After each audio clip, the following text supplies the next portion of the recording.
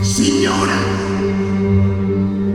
e signori, direttamente da Anima Club, sono lieto di presentarvi il 1, 2, 3 volte campione d'Europa dei pesi super Gallo Luca Rigaldi!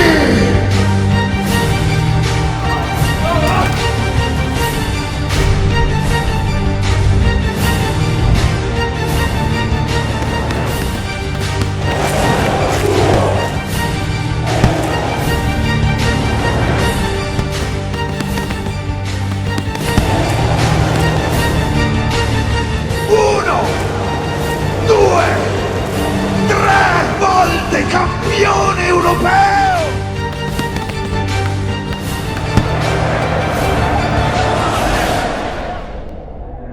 I am my dream, second out, fuori secondi. Qui c'è spazio solo per chi vuole essere il primo. Oggi sono nel backstage dell'Anima, nonché nel paradiso di Lady Brian. Ciao Lady Brian, ecco il papero di Vicenza for Children. Ciao a tutti. Prima domanda, faccio partire il timer. Si può subire una sconfitta anche nel palco?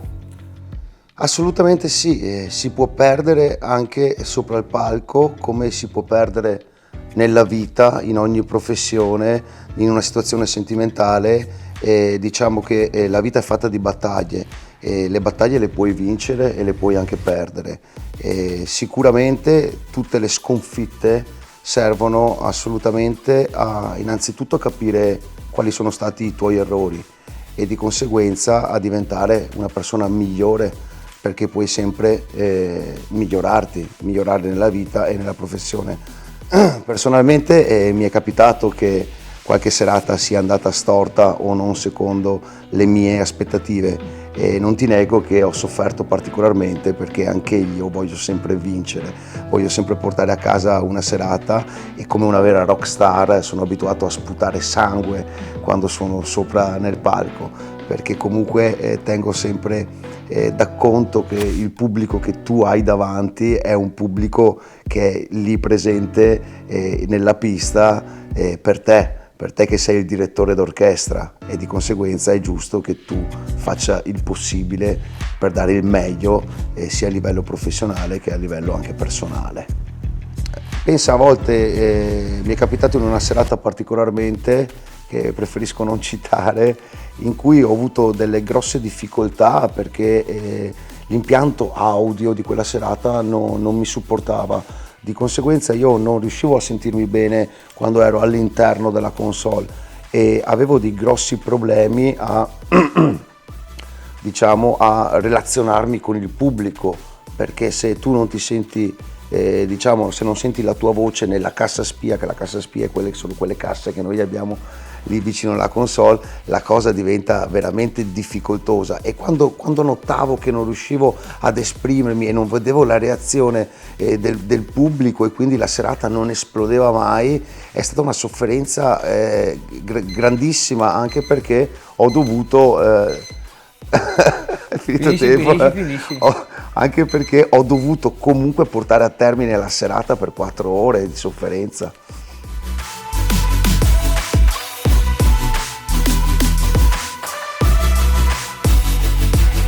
Adesso Luca te la faccio io una domanda, però. Io lo so come mi sento quando salgo nella console. Tu come ti senti quando sali nel ring?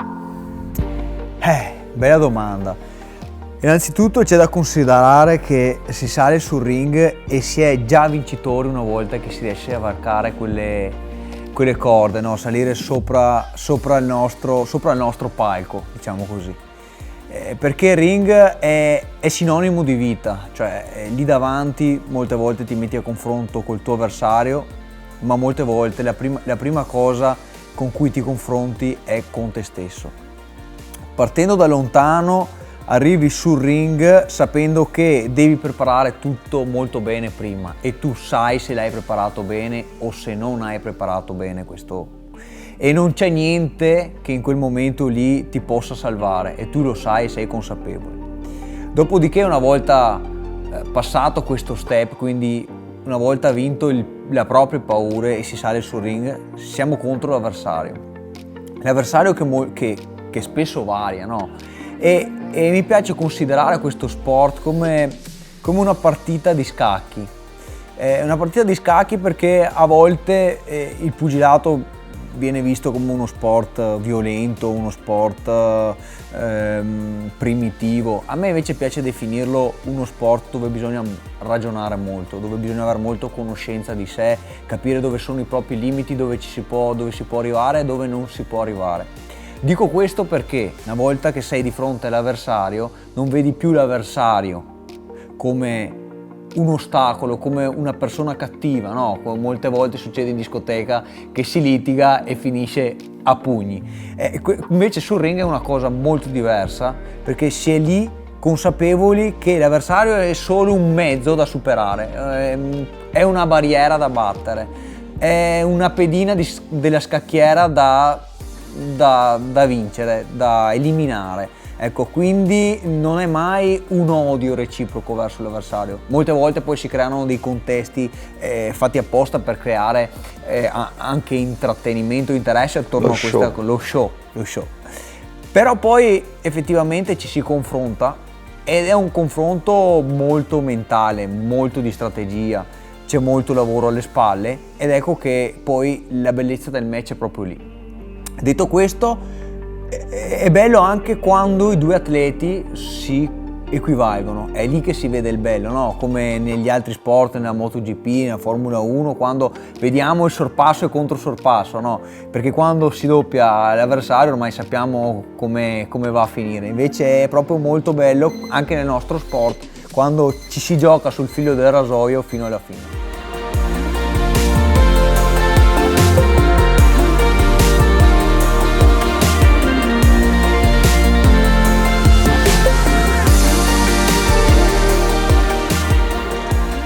Faccio partire il timer, l'ultima domanda, quella condivisa. Com'è il tuo alter ego all'interno della Lady Bryan persona fuori dal palco e invece sul palco? E tu pensa che praticamente io sono un doppio personaggio, cioè io mi chiamo Bryan Carnevale nella mia vita reale dove ho una famiglia, io ho 44 anni, ho una famiglia, ho 2 bambini e poi sono Lady Bryan quando mi trasformo come una sorta di supereroe, come vediamo i veri supereroi della Marvel, che ne so, Batman piuttosto che l'Uomo Ragno, si trasformano. Ecco, io quando supero quella soglia e dentro un locale, bene, mi trasformo proprio in Lady Bryan, entro in un personaggio trasgressivo, completamente diverso da quello che sono nella mia vita reale, ma questo mi succede anche a livello di abbigliamento, di portamento, di come mi esprimo, divento un altro personaggio proprio, vivo questa bipolarità. Bryan Carnevale e Lady Bryan è una cosa veramente pazzesca. Ricordo, provo a pensare a un personaggio come Marilyn Manson e poi capire che cosa mi succede veramente nel mio ego praticamente. Questo è un po' quello che succede quando supero questa soglia del locale. È proprio bello perché salgo, entro un passo e mi trasformo in Lady Bryan. Te invece cosa succede? Il tuo alter ego che cos'è, Luca? Ma io invece diciamo, succede molto, molto simile a te, la stessa cosa, perché anch'io in molti mi dicono ma Luca, ma nessuno direbbe mai che tu sei un pugile, e in effetti è strano vedere un ragazzo come me, giovane, anche piccolo se si vuol dire, no, così, che poi entra sul ring e effettivamente si trasforma. Io in quel momento lì, quando salgo sul ring, penso a tutto quello che ho fatto prima, quindi entro dentro nel mio mood, dentro la mia modalità match, elimino tutto quello che c'è fuori, quindi effettivamente che ci siano 1000 persone o che ci siano 3, io mi concentro solamente sulla voce delle persone che devono dirigermi da fuori, come proprio fosse una macchinetta pilotata con il telecomando da fuori, quindi ascolto solo la voce del mio maestro, ascolto cosa devo fare, sono molto attento, cerco di isolarmi da tutto in maniera molto consapevole, anche se so che comunque ho un peso, una pressione che si fa sentire, ecco. E questo è anche la parte bella del nostro sport, perché il nostro non è solamente un confronto fisico e tecnico, ma è anche molto legato alla persona e all'anima della persona.